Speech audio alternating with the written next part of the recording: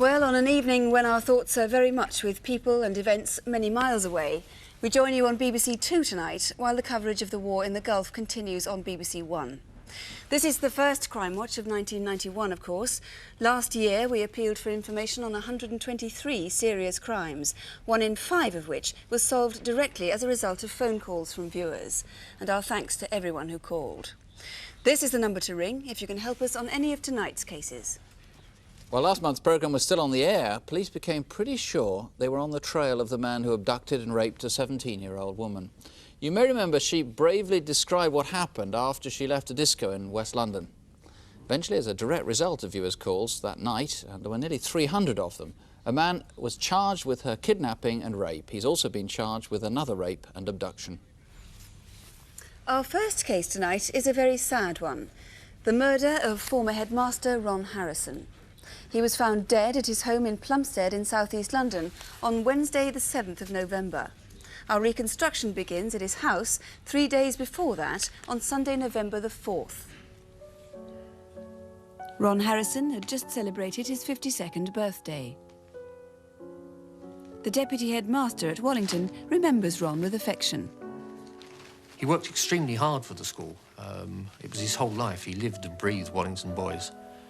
And I think he worked too hard, and finally it ruined his health, and he was forced to seek early retirement in March 1990. It was evident that he'd done an extremely good job since his arrival at the school, and was very well respected by boys and staff and parents alike. He was a very popular headmaster and a charismatic figure, able to hold the attention of boys and parents and staff. I think his one regret at being a headmaster was that he would have to give up classroom teaching, because right until the end, this remained his first real love. It was no coincidence that the church he attended was St. Paul's at Deptford, where he was able to help the underprivileged youngsters. And I, John, saw the holy city, New Jerusalem, coming down from God out of heaven. He was a deeply religious man. It wasn't all dogma and theory with him. He practiced what he preached. And I heard a great voice out of heaven saying, "Behold, the tabernacle In fact, Ron Harrison had read the lesson that Sunday morning.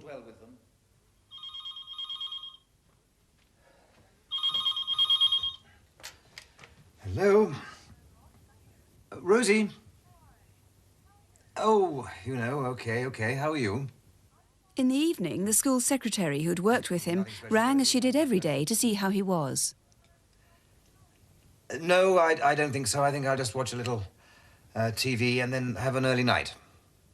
But half an hour later, a taxi was called to pick up Ron and 2 teenage boys. Well, I picked him up about 20 to 7, quarter to 7 on that night. The 2 boys were about 17, 18 years of age, Cockney accents, a little bit leery, a little bit full of themselves. Oh, God, where is he? What a nonce. Wait, come on, will you? Ron Harrison came out afterwards. He was very drunk. Barclays in Woolwich. I want you to wait for me and bring me back. All right.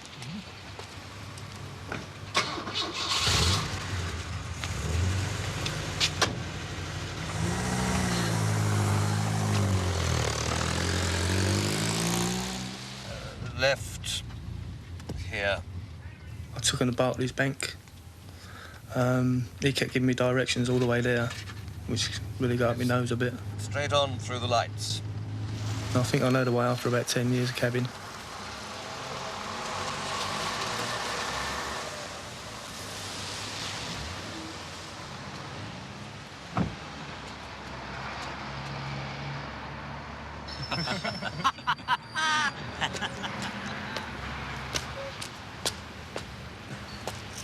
Well, what's he been on? He's been on tablets, drinking and all. State of that silly bastard. I did feel that the 2 boys had seen Ron Harrison before. This wasn't the first time that they'd seen him. They was just too cocky around him. You know, they wasn't shy of him or anything. They, you know, they just, as though they was like, not friends, but they knew each other. It wouldn't give me any money.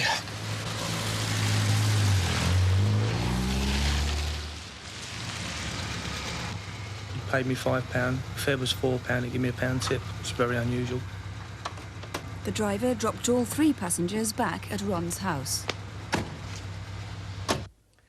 Dinner this week? Yes, I When a think so. friend What called about, 45 minutes later, Friday? Ron sounded sober. Good. This seems to have been the last time any of his 7:30, friends yes. spoke to him. It was about 11:30 when the next-door neighbour remembers his baby woke up. As I was going up the stairs and got to the landing at the top, I noticed there was a bit of noise coming from next door. There were sort of bumping noises that more or less sounded like heavy footfalls.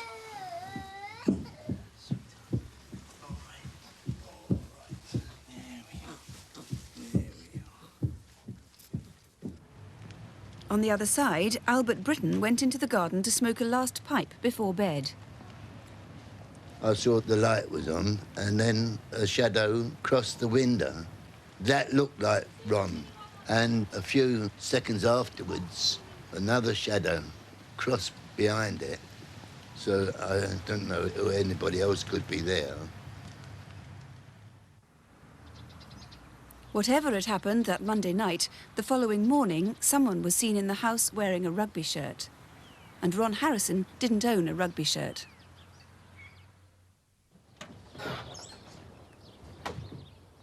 That Tuesday afternoon, a builder arrived. Ron had asked him to do some decorating.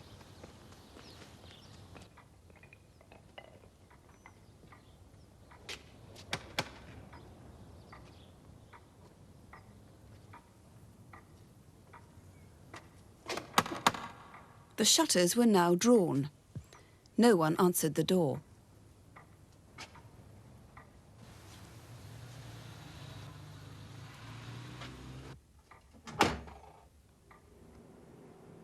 Yet at about 5 o'clock, the shutters were open again, and somebody was watching television in the dark.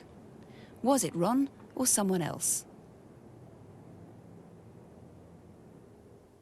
Mr. Harrison? Mr. Harrison? On Wednesday morning, Margaret Parker arrived to clean the house.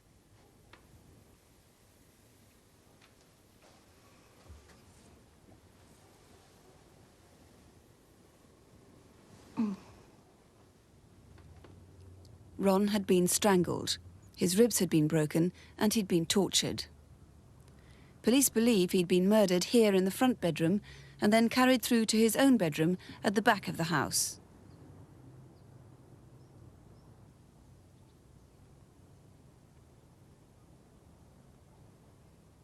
The words Ron had read in St. Paul's Church the previous Sunday now seem sadly prophetic. And there shall be no more death, neither sorrow nor crying, neither shall there be any more pain, for the former things are passed away. Well, Mr. Allen, do you know exactly when Ron was murdered? I believe he was murdered on the Monday night. That's the Guy Fawkes night. We know that he was tortured before he died. There were wounds, cut wounds inflicted on his legs and his face, and his ribs were broken. And I believe that the 2 shapes Mr. Britton saw were in fact his killers taking his body into his bedroom. Now, it seems quite possible that at least one person was still in the house the day after that, and the 2 teenage boys, being the last people known to have kept his company, are presumably the prime suspects. Yes, they are, and I'm very, very anxious to speak to them, obviously. I can tell you that Mr. Harrison was in fact gay, and we know from what the taxi driver has told us that it was obvious he knew these 2 boys. Now, we don't know if he was having a relationship with them, but I need to see them so that I can clarify this matter with them. And I'd urge them, or any members of the gay community in particular who know him or know these 2 boys, to come and speak to me and my team in the absolute strictest confidence, and it will be in confidence. What descriptions do you have of the 2 boys? The taxi driver's given you descriptions of one in particular that you've been able to make a video fit. Yes, the descriptions are very similar, actually. They're both lads are aged about 17 or 18, between 5'7" and 5'9" tall, both boyish looking with fresh complexions. And we can see the video fit up there now. And I'd say that bear in mind this was constructed by the cab driver who only saw the boy in his rear view mirror. So we can say that the hair is absolutely accurate, but perhaps the rest of the face leaves a little bit to be desired. Now, certain items were missing from the house too. Yes, they were. Ron's Barclay card in particular in his name was taken, together with some cash. But the most important thing, where I feel your viewers can in fact help us, is concerning other items, namely 2 television sets. One was a 14-inch Philip television set. As you can see, the serial numbers are up on the screen now. And the first one is PM008943-154004. And the other one was a 14-inch Decca, serial number 2537874. I'd urge anybody that's come into possession of one of these in slightly dubious circumstances since the 5th of November last year to just get up now and look on the back and see what the serial numbers are. And if they match these, please telephone us now. I can tell those people that if they have dishonestly handled these televisions, they will be granted immunity from any prosecution, provided they can help us. Well, Mr. Allen, thank you very much indeed. There are, in fact, a number of people here tonight to answer calls on this particular case. Nick. There's sometimes an understandable reluctance on the part of members of the gay community to identify themselves to the police. But if you want, when you call into Crimewatch this evening, you can ask to speak to a member of Gallup. That's the Gay London Policing Group. Jeremy Clark, how can you help tonight? Well, a part of our role is to act as an intermediary between the police and the lesbian and gay community. And in this case, if callers have information but are reluctant to speak directly to the police, then they can speak to us, and we can guarantee that their identity will be protected if that's what they wish. Really guarantee? What happens if the police say, look, we think this call is crucial, we really want you to give the name and address of this person? Well, we work with the police on this because our aim is the same, which is to solve this particular crime. And the police respect that our role is to guarantee confidentiality so that we get as much information through as possible. OK, well, if you can shed any light on who killed Ron Harrison, you can ask to speak to Jeremy or one of his colleagues from Gallup, or indeed a BBC researcher. Here's the number, 081 811 8181. Or you can ring the Metropolitan Police direct. The number there is 071 230 2301. That's 071 230 2301. Well, now some more news from last month's Crime Watch. Our Aladdin's Cave of stolen property surpassed all previous programmes in the number of reclaimed possessions. Nearly 700 people rang to say they recognised items, and out of the 1,500 pieces we showed, 1/3 have now been returned to their owners. The tea caddy, just for example, was spotted by a woman who has now since been reunited with no fewer than 120 treasured possessions, which she thought were gone forever. As for the police, they now have 15 new burglaries to work on.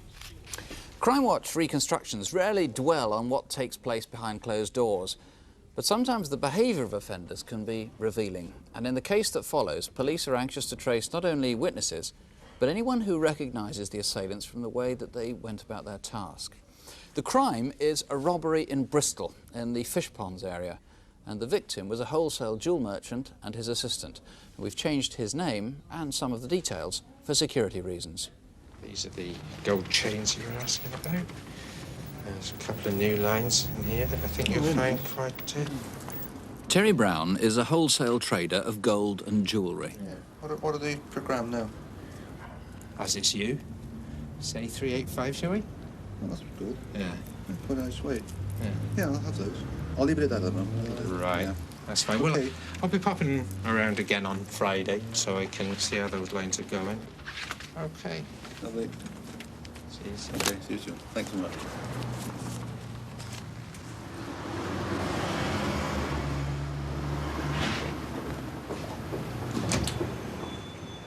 Operating from home, he trades to jewellery stores in Bristol and the southwest of England, often carrying his samples in a brown suitcase. It's Thursday, the 29th of November, the day before the robbery. Lodge Causeway is a shopping street in Bristol close to Terry Brown's home. At about 12:30, 3 men approached the Causeway's snack bar.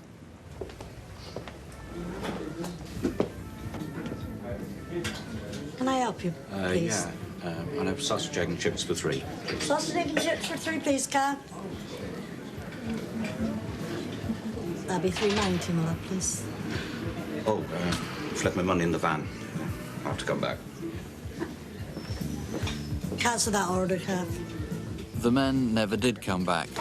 But did you see them, or do you know where they went?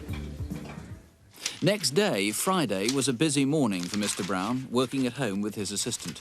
At lunchtime, he went out for an appointment. Right. I'm off then. All right. I just got those rings to do.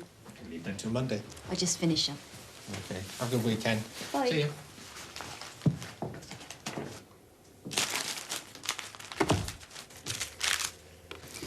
I've been working for him for about a year and doing bookkeeping and invoicing.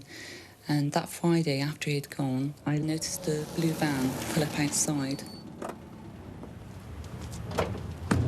The driver came round the side and opened the door and took some flowers out of the van. It was nothing unusual because we often get deliveries.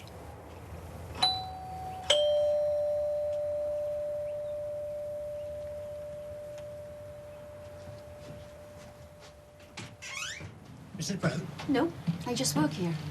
Well, I've got these flowers for her and some parcels out in the van. Right, go. What are you doing? Do him over. Where's the suitcase? No, someone's Jerry's got it in the car.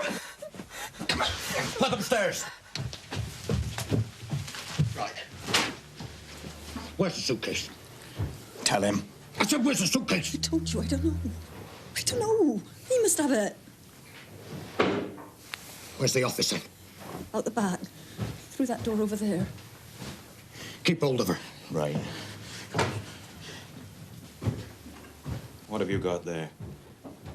Come on, I want to know. I'm disabled. Oh, I'm sorry. I'm sorry I didn't know. I'm sorry I never realized. My knees are shaking. Oh, you better sit down. Oh, come on, take it easy. You'll be okay. There you go. Come on. There. There. Are you all right? Look. Where's the suitcase? I told you, don't know. Found it? No. Coffer. No. I'll do it.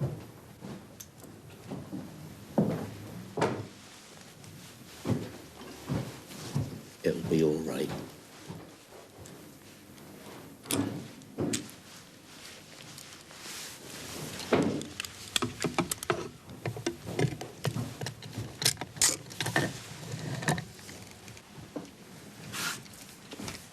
Oh, come on, that's not bloody good enough. No, she'll be all right. She'll be all right. Go.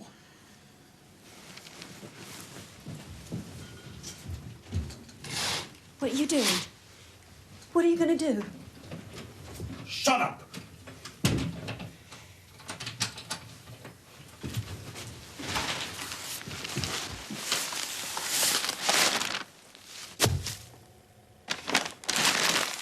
I was very frightened. Him crumpling the paper reminds me of when my dad used to light the fires, you know, used to scrunch the paper up. And I was just frightened that they were going to set the house alight or something.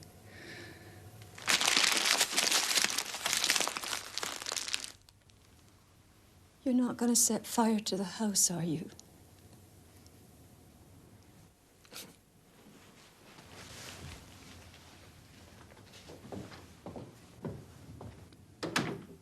The robbers found the suitcase and got away with jewellery and gold worth several £1,000s.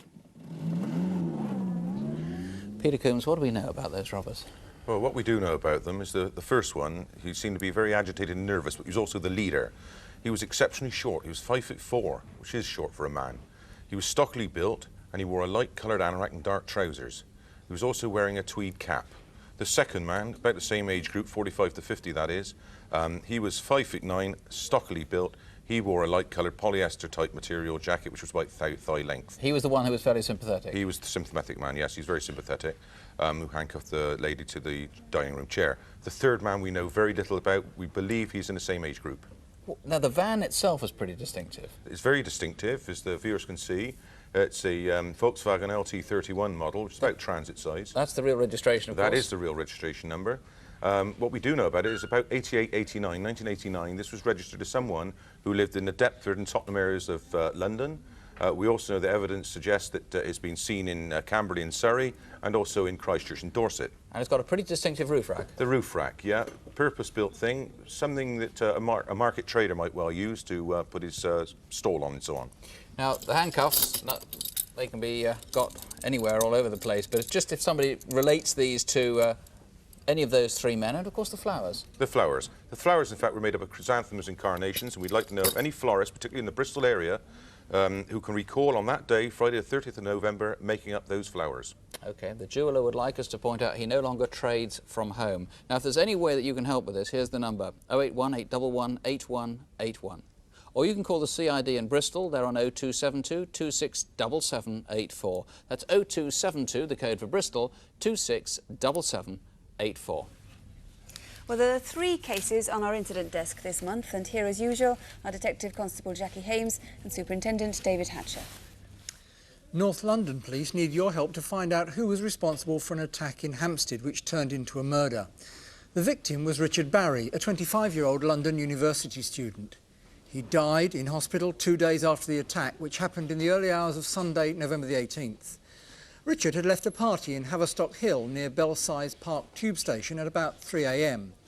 As he walked up Roslyn Hill towards Hampstead Tube Station, he was set upon and beaten about the head with a 2-foot-long piece of wood. Despite his injuries, he staggered a further 500 yards up the hill to Heath Street, where he was discovered, slumped and bleeding, and was taken to hospital. Richard could only give a confused account of what had happened. He talked of 3 men, one of them black, and a Ford Cortina car, possibly blue. He also said he'd met a man outside a tube station who had demanded money. We've very little to go on and are hoping someone watching tonight remembers seeing Richard. He was wearing this distinctive fez-type hat, a dark bomber jacket and jeans. If you saw something, however insignificant it may seem, that's between 3 and 4 a.m. on November the 18th, please ring. Colleagues from the RUC in Belfast are looking for this man who last year carried out a serious assault on a 15-year-old girl. It was on Monday the 1st of October when, just before 9 p.m, the girl left her friend's house in Andersonstown, West Belfast, to walk home. As she walked along a busy route, Glen Road, she passed 2 teenage boys walking in the opposite direction. If that was you, please ring. You might well have seen her attacker, for as she passed the entrance to the Christian Brothers Secondary School, a man grabbed her from behind. She managed to turn and get a good look at him. She describes him as 30 to 35, about 5'10", with a slim build. He was wearing a grey or blue jacket with a zip-up front and bleached jeans. And he had very rough hands. During the assault, he tried to push her over the school railings, but she kept fighting, and finally he gave up and ran off. At St Mary's, a local school further along Glen Road, there was a rehearsal for a play which ended at about 9:30. If you were leaving then, you may have seen the man running away. My Belfast colleagues need to speak to anyone in the Glen Road area who may have seen him that night. They are very worried that this man may attack again. You may remember last summer reading about the disappearance of Nicholas Whiting, a garage owner from Kent. He was abducted from his garage premises on the 7th of June and his body was found a month later at Rainham Marshes in Essex. That was on the 2nd of July. He'd been shot and stabbed. His watch was missing and it could lead us to his killer. It was a Rolex Submariner watch like this, except the face was black. It's unusual. We think there are only 3 or 4 black ones in the country. And it's worth about £5,000. If you've bought one since June, check the serial number under the strap. 918961 is the number on the watch that's missing. You may well have bought it in all innocence, but it could prove to be a vital clue to what is still a baffling murder. If you have any information on this, or indeed any of our other incident desk cases, please ring us now. And here's the number. As I say, if you can help with any of those cases, 081 811 8181. That's 081 811 8181. Our next appeal is an unusual one for Crimewatch. It involves the murders of 2 young women, both of which were committed more than 20 years ago, back in 1970.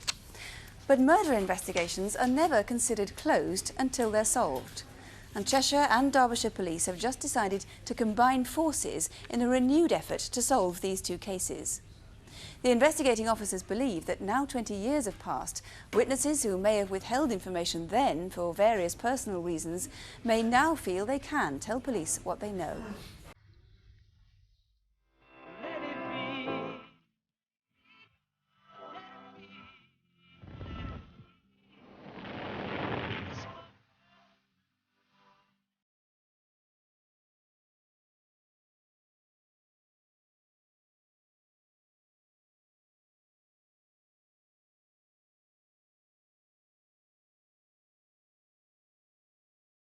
In 1970, two young women were murdered within 7 months.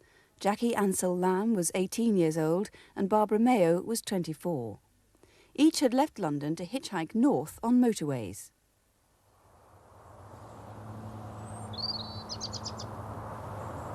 This is a very familiar place to me, these woods, as I live barely a stone's throw from here, the woods where Barbara Mayo was killed many, many years ago.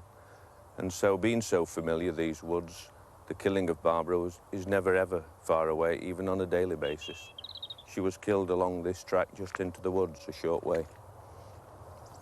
In 1970, as a young detective constable, David Doxey was assigned to Barbara's murder investigation. 20 years later, he's still on the case, but now in charge of the inquiry. This is where Barbara Mayo was murdered.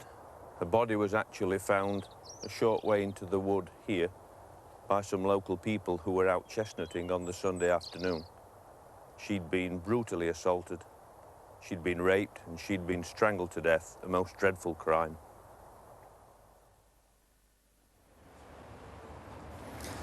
This is the last place that Jackie Ansell Lamb was seen in March of 1970. It's a transport cafe just off the M6 near Warrington in Cheshire. And at that time, I was a newly appointed detective constable and was seconded onto the inquiry to assist in the murder investigation. The murder of Barbara Mayo was an infamous crime and is well and truly ingrained into local folklore in these parts. We try harder, yes we do. If you lump it all together, can you tell me what you got, baby? well, you got a recipe for a little long steam. Oh, what a beautiful dream. There we go! Come on, come on! Barbara Mayo was an English graduate, but hadn't yet decided on a full-time career. She had hitchhiked her way around Europe and was now earning money in London by trading cars. She'd just arranged to collect a car from a garage in Yorkshire. Hello, yes, it's Barbara Mayo. Yes, about the Mini. I just want to know what time you close tonight. No, that's fine, 7:30. Yep, I'll come up today. On the morning of Monday the 12th of October 1970, she left her London flat to hitchhike north on the M1. She never arrived at the garage. Barbara's body was found off the M1 near Chesterfield. Derbyshire police immediately contacted Scotland Yard. A senior detective was dispatched from London to lead the murder hunt. Chief Superintendent Charlie Palmer decided on an unprecedented move. He brought the entire M1 to a virtual standstill. For a whole day, every vehicle at every junction along the 150-mile length of the motorway was stopped and checked. Everyone was a possible suspect. He then staged a reconstruction for the media. Today's reconstruction of Barbara Mayo's last journey began in Rockley Road, Hammersmith, at number 40 Rockley Road, the murdered girl's home. The girl you can see is dressed in the actual clothing of Barbara Mayo, who was murdered a short distance from the 29 intersection of the M1 motorway on Monday, the 12th of October. She is carrying a replica of the handbag which the murdered girl was carrying. Mr. Palmer, is there any appeal you want to make to young people who might be thinking of hitchhiking up the M1? Don't. The publicity led to more than 700 reported sightings of Barbara. One in particular that police thought significant in the town of Kimberley, just off the M1 in Nottinghamshire. Me and my mate was returning home from work and we passed the Morris Traveller, parked at the crossroads. A little bit further on, and there was a nice-looking girl thumbing a lift.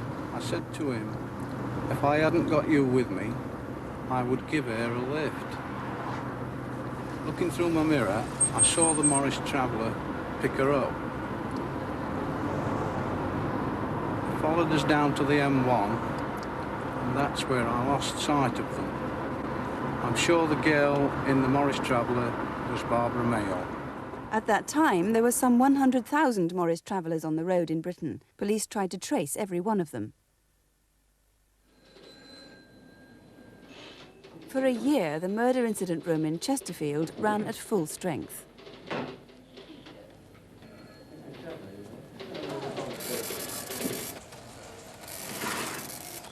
This was a vast inquiry at the time, back in 1970-71. Probably the biggest single murder hunt ever mounted by one police force. We still keep all the files, the indexes. Certainly over 120,000 people were interviewed by the police. And we keep all the vehicles on the cards, over 130,000 of them. I would say that he was probably about 5'4". He's... Today, there's still a small team of officers working on Barbara Mayo's murder investigation. Recently, they began looking into similarities with the murder of another hitchhiker in 1970, that of Jackie Ansel Lamb.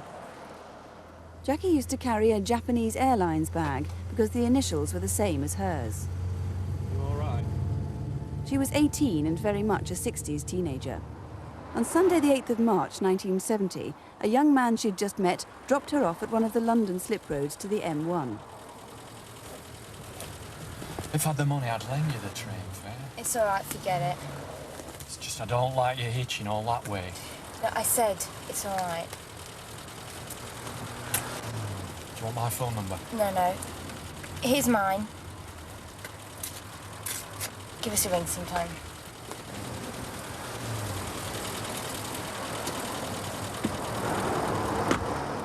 She was heading back to Manchester, where she worked as a secretary. Jackie shared a lift with another hitchhiker 50 miles up the M1 to Buckinghamshire. But how she travelled further north from there isn't known.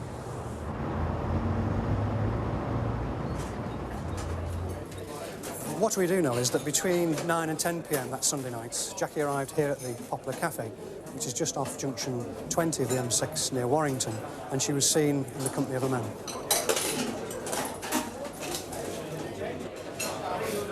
There are a number of people who saw them here on that evening 20 years ago, and one of them, Delia Brown, is still employed here.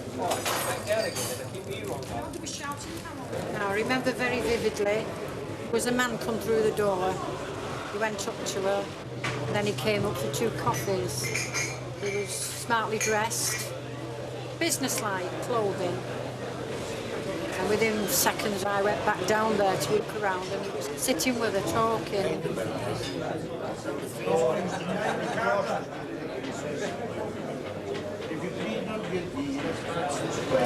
We're up there about half an hour or more.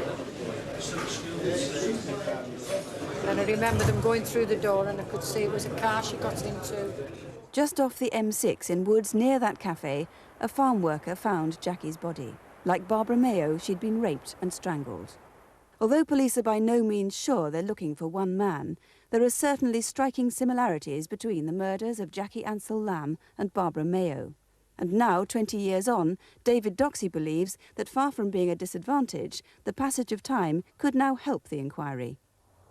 I'm absolutely convinced that people still hold information that could take our inquiry forward. I know that some people chose to mislead us many years ago, especially in relation to alibis. Let me say I'm not interested in pursuing legal actions against people who, for one reason or another, chose to mislead us all those years ago. Our main aim is to catch the killer.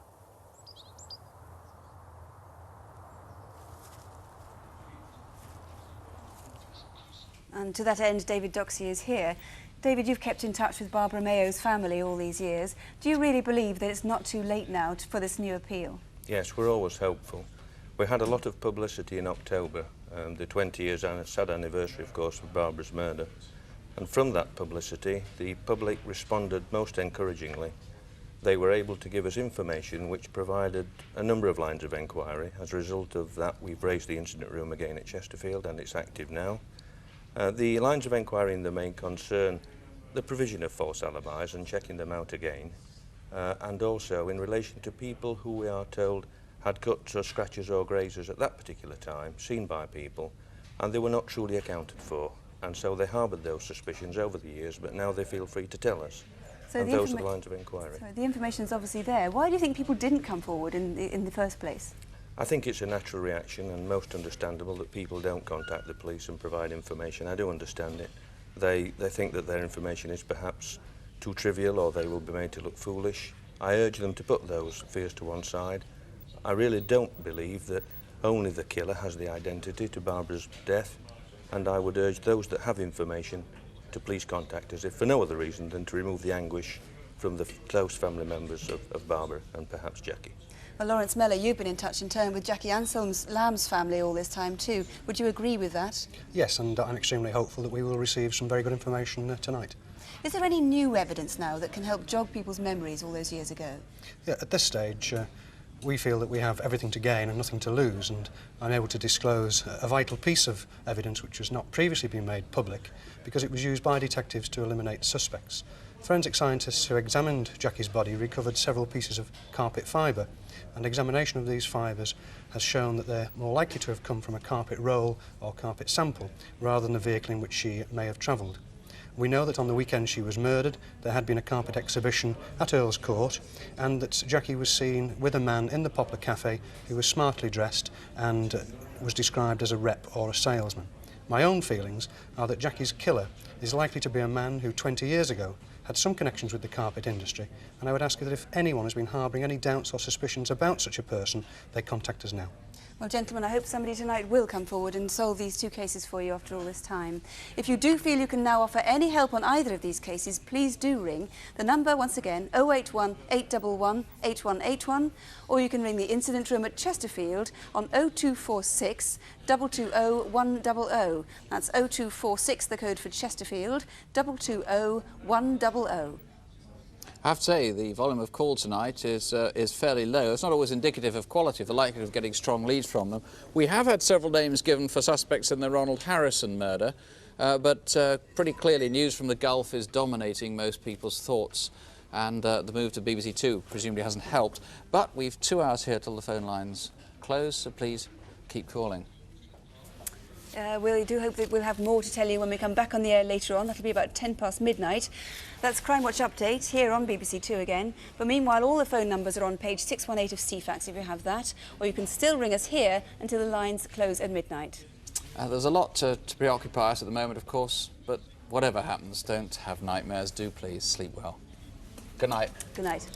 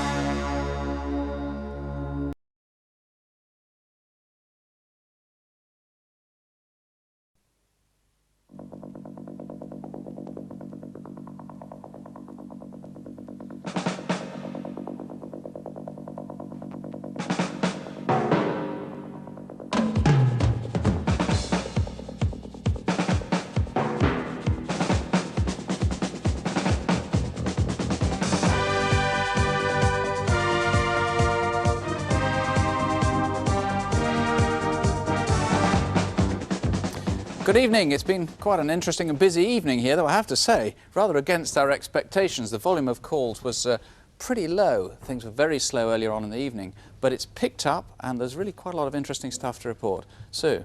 Yes, our first case tonight is the murder of 52-year-old Ron Harrison, a rather sad figure whose health had seriously declined since his early retirement from the Wallington High School for Boys, where he'd been headmaster for 15 years.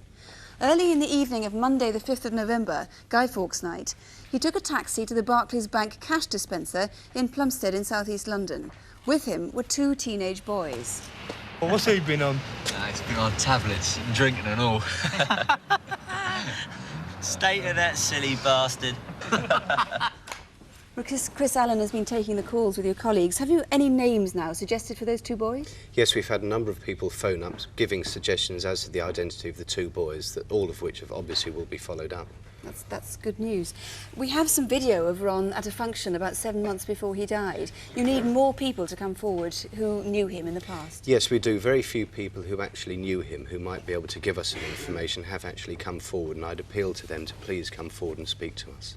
And finally, any news on those missing TV sets? Yes, we've had some very good information on that, which I can't possibly disclose at the moment, but what I would like to re-emphasise is the fact that I'd ask people to come forward, bearing in mind, if they have these television sets, I can guarantee them immunity from prosecution. Right. Just to recap, there were two television sets, both 14-inch screens. The first one was a Philips, and there it is on the screen with the serial number.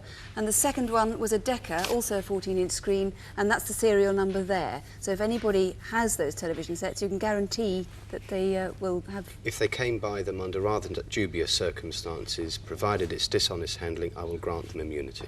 Chris, thank you very much. Next, our incident desk cases, a serious assault and 2 murders. Let's start, David, with Richard Barry, who was killed, a student walking up Belsize Park at night in North London. Yes, in November there. We've only had 9 calls, Nick, but we have had some very good information. 2 of those calls have actually talked about a blue Cortina, and we know that Richard mentioned a blue Cortina before he died. There's also another call about an incident near Paddington Railway Station, and we think British Transport Police may be able to find details of that incident that talks about 3 youths. And again, Richard talked about 3 youths before he died. Hopefully we'll get a result there. The other murder was the death of a garage proprietor, Nick Whiting. That was a case that got quite a lot of publicity. Have you learned anything new tonight on that? Yes, we were particularly trying to trace a Rolex watch, a Submariner watch, worth about £5,000. We've had numerous calls, over 40 to the incident room alone, giving us details of such watches being available in newspapers. Now, they can't all be good, obviously, but actually some of them do focus on a particular area that we are keeping up our sleeve at the moment. Let's go to Belfast, Jackie. The Glen Road there was a serious assault on a young girl. Yes. What's happened? Well, we've had 6 calls to the studio here and 10 calls to the incident room in Belfast, offering a number of possible identities for the video here we're showing here. One was from a lady who was, in fact, attacked last year and believes this to be the same man. Now, that could be very important. Yes, it could well be. And another one giving very detailed information about a possible suspect. I wish I could say more. Unfortunately, I can't, but fingers crossed that we'll have good news on it next month. Splendid. Thank you. Sue? Well, our next appeal was for information on the murders of 2 young women, both of which took place more than 20 years ago. On Monday, October the 12th, 1970, 24-year-old Barbara Mayo left London to hitchhike up the M1 to Yorkshire. She never got there. Earlier that year, on Sunday the 8th of March, 18-year-old Jackie Ansell Lamb was dropped off near the M1. She too was hitchhiking north. Both girls were raped and strangled, and there are enough similarities between the 2 cases to suggest that both murders may have been committed by one man. Lawrence Mellor has been investigating the Jackie Ansell Lamb case. What sort of calls have you had here and to the incident room? We've had a tremendous number of calls. I'm absolutely delighted. The incident room in Derbyshire has been inundated with telephone calls, one of which was to do with a man who was provided with a false alibi 20 years ago, and obviously we'll be looking at that and a lot of other information very closely indeed. David Doxey, on the Barbara Mayo case, are you similarly pleased with the calls? Yes, we've had a very good response. I did expect it to be so. A lot of callers have asked if they can have another look at the coloured poster that we have of Barbara, and in particular the elephant motif bag. And may I just remind the viewers that, of course, that bag was never ever found, is still outstanding from the scene. In addition, we've had one particular call from one man. He's rang twice, in fact. He sounds upset, and he's telling us that at that particular time, and he's suggesting it was indeed the day, Monday the 12th of October 1970, he was approached by a man in the locality between Old Hucknall Woods and Junction 29 at Heath intersection, when the other man asked him for directions to Junction 29 on the M1. Of most importance, this man was blood-stained. He had a blood-stained shirt, and he says he had cuts to his face. It's most important that this man rings us again, and I promise absolute confidentiality if he would do so. please do ring. This could be really vital. The number again at the Chesterfield Incident Room is 0246 220 100. That's 0246, the code for Chesterfield, 220100. Well, now to the raid on the home of a wholesale jewel merchant in the Fish Ponds area of Bristol. 3 men pushed their way into the house while the jeweller was out and tried to force his assistant to tell them where he kept a suitcase containing his stock. Where's the suitcase? Tell him. I said, where's the suitcase? I told you, I don't know. I don't know. He must have it. The fact is, it looked pretty dismal earlier on, Peter Coombs. Suddenly the volume of calls has stepped up. You're quite pleased now. Yes, very pleased indeed. We've had about 60 calls here in the studio and 40 or 50 back in Bristol, and I'm absolutely delighted. What have you learned about the identity of the 2 guys whose video fits to be shown? Well, the first chap, in actual fact, the one with the cap, we've had several suggestions as who he might be. We're obviously researching that before we do anything, but that will be researched back in Bristol. We're currently doing that now, in effect. We're very pleased with that. A little bit disappointed about the second man, the sympathetic man. I would like viewers and callers to call in about that particular man if they know who he might be. OK, the VW van that they used, a sort of rather rusty, battered old VW van with a very distinctive roof rack. Now, I should make it clear, you know where that van is now. You've got it. We've got it. But you want to know where it was in the month or so up to November the 30th? That's right. It should be emphasised. We've had it since the 1st of December, the day after the robbery. We would like to know the history of that vehicle before the 30th. But you've learned quite a lot about it, I gather. Oh, yes, learned a lot about it. It's been variously cited in all sorts of places, funnily enough, trade fairs and so on, at markets, and also in the Boscombe area of Dorset. The robbers gained access to the house by posing as delivering flowers. You've heard nothing about the flowers. Have you someone who might have bought them that day? A little bit disappointing, because these flowers, in fact, were made up of chrysanthemums and carnations, which I would suggest is not a normal sort of mix, quite a bland mix in actual fact, and quite a cheap bunch of flowers. I would like to find if any florist can remember making up such a mixture of flowers. It could be helpful. And if your husband, boyfriend or somebody brought you flowers like that, they would be disappointed, I think. Maybe not, Sue. Well, that's it for now. We'll be back next month. Thank you if you called to help. There'll be more relevant police numbers appearing on your screen in just a moment. Meanwhile, from all of us, actually, despite everybody's preoccupation with the news and what's been happening, as I say, it's been quite a heartening response. Whatever happens, don't have nightmares. Do sleep well. Good night. Good night.